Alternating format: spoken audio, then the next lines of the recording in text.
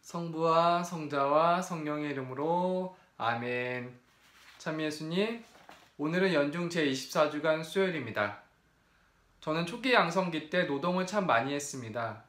신학교에서 수업을 마치고 돌아오면 수도원에 있는 문을 하나씩 떼어서 빼빠라는 사포 역할하는 기계로 문에 페인트를 벗기고 다시 페인트 칠을 했습니다. 문 작업이 끝나자 다른 작업이 기다리고 있었습니다. 이제는 수도원 지붕 방수 코팅이 시작되었습니다. 사다리 타고 수도원 지붕에 올라가서 지붕에 방수 페인트를 벗겨냈습니다.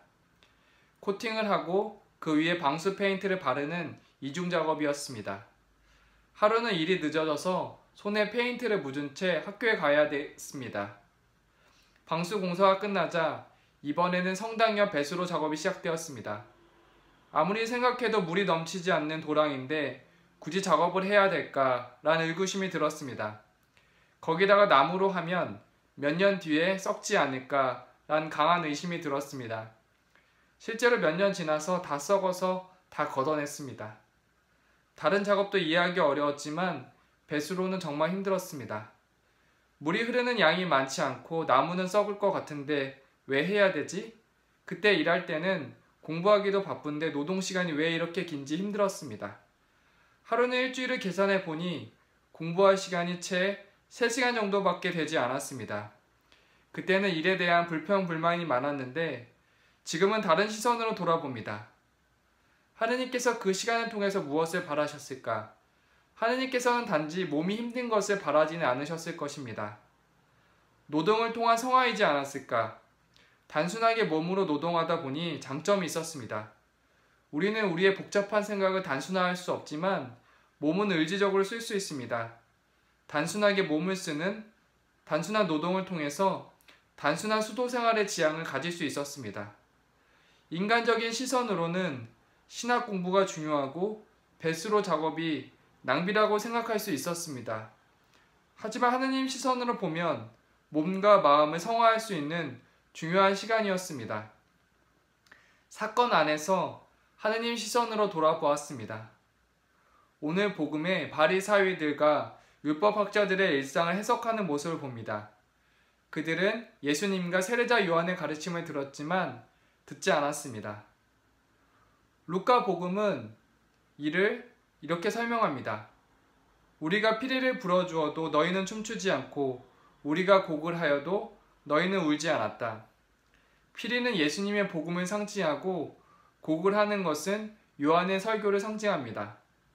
그들을 완고하여 예수님의 말씀, 세례자 요한의 말씀 모두 배척하였습니다. 그들에게 다가온 말씀에 대해서 철저히 무조건적인 완고함을 보여주었습니다. 고민하려는 마음이 전혀 없었습니다. 예수님께서는 그들의 완고함을 변화시키려고 말씀하지만 그들은 예수님을 먹보요 술꾼이라고 합니다. 바리사이의 완고함은 탈출기 파라오의 완고함과 닮아 있습니다. 모세는 이스라엘 백성들을 보내달라고 파라오 앞에서 갖가지 재앙을 보여줍니다. 개구리가 이집트를 덮었다가 사라지고 등해가 이집트를 덮었다가 사라지고 개구리가 이집트를 덮었다가 사라졌습니다.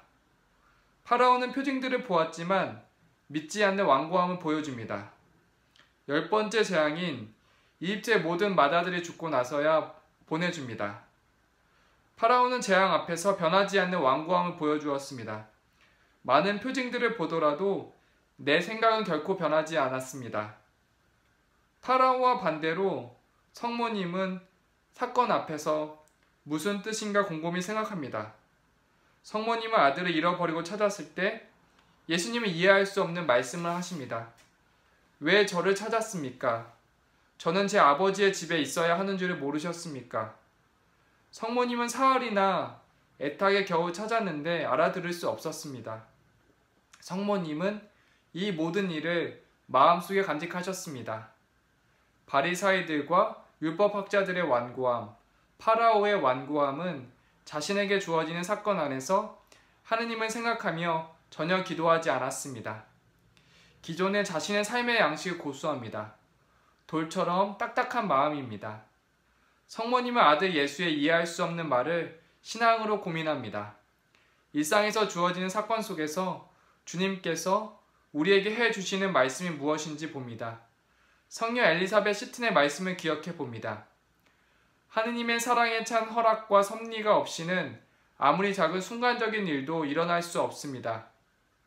오늘 하루 아무리 작고 하찮은 일일지라도 주님께서 말씀하시고자 하는 바가 있으니 그 뜻을 고민해 보아야겠습니다. 성부와 성자와 성령의 이름으로 아멘.